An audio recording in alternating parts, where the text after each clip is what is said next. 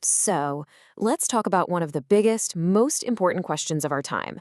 We're going to dive into some fascinating analysis about the global balance of power and really break down the arguments about what a modern conflict between superpowers would actually look like. Okay, let's just get right to it. This is the big question, isn't it? China versus the USA. Who would actually win? It's a sobering thought for sure, but it's one that analysts are looking at very, very seriously. And as we're about to see, the answer is way more complicated than just counting tanks and planes. All right, so first up, let's build the case for China.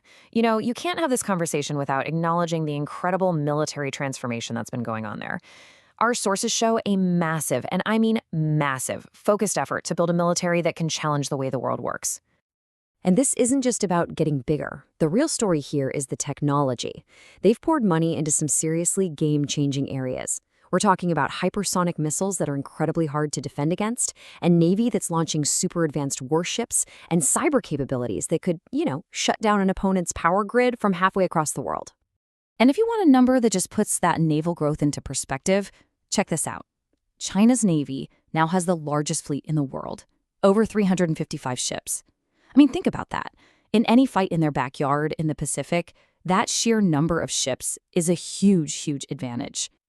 And here's the thing, China isn't expected to go it alone. The analysis we're looking at points to what it calls a new axis, with China at the center. This includes countries like Russia, North Korea, and Venezuela.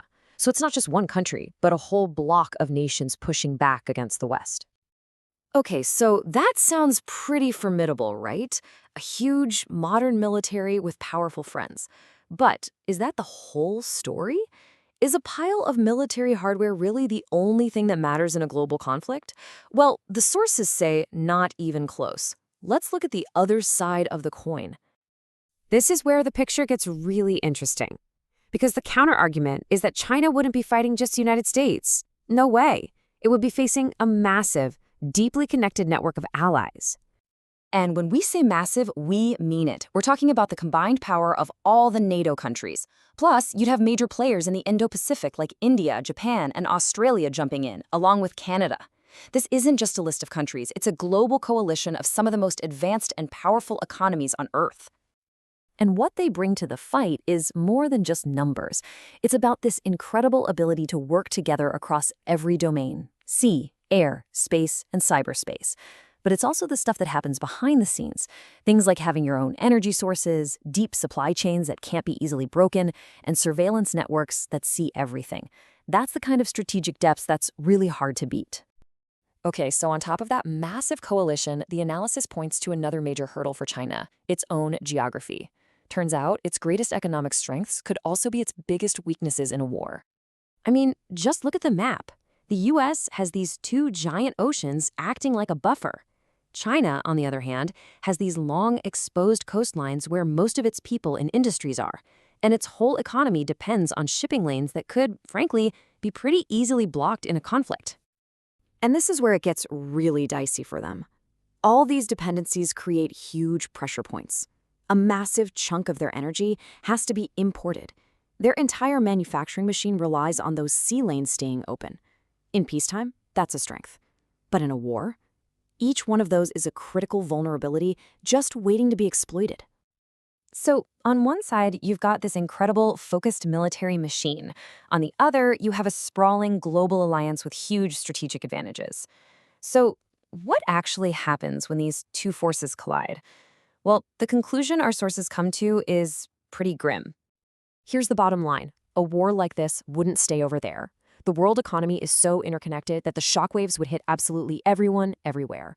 Supply chains would just break, global markets would go into a nosedive, and you'd have this constant, terrifying risk of things escalating into something much, much worse. And this really throws cold water on the idea of any kind of quick, clean war.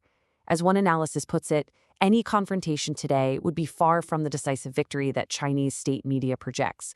The reality would be this awful, grinding conflict where there's no real winner, just different levels of losing for everybody involved. So, what's the big takeaway here? It seems to be a lesson we've seen again and again in history. Powerful nations often make the mistake of underestimating what a determined coalition of countries can do.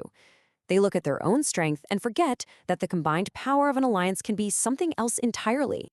Which leaves us with this final, really tough question to think about. We often hear that having a super strong military is the best way to prevent a war. But when you factor in this tangled web of alliances, economic ties, and geography, you have to ask, in the world we live in today, is any single country's military power, no matter how great, really enough to guarantee peace?